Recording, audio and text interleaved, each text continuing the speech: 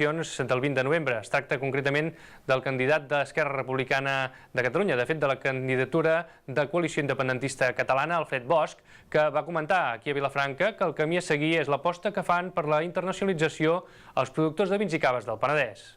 El cap de llista d'Esquerra, Reagrupament i Catalunya Sí ha assistit a la Diada de Tots Sants, on ha insistit en la importància de la clara aposta per la internacionalització i els nous mercats per a productes catalans com el vi i el cava.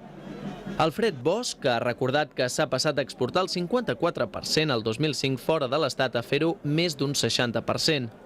El candidat independentista té present també els pagesos que cobren el raïm per sota del preu de cost i fent un símil casteller ha demanat que es facin les coses amb força, equilibri, valor i seny. Els republicans aposten pel consum dels productes de la terra com la millor manera, diuen, de reconèixer els vins i caves i la millor manera alhora d'estar al costat dels pagesos i els elaboradors. Tenen clar que les excel·lències del país, asseguren, s'han de donar a conèixer amb més ganes i creure-s'ho.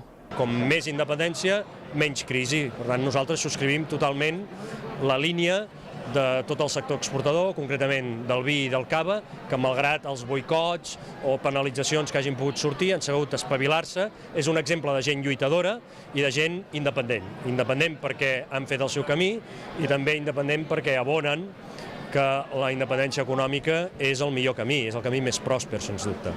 Bosch va viure la diada al balcó del consistori. Abans s'havia reunit amb membres de la Junta dels Verds i amb l'escriptor Jordi Llavina, que dona suport incondicional a la candidatura, argumentant als mitjans de comunicació que des que té ús de raó ha donat el seu vot a Esquerra i el que qualifica d'independentisme seriós.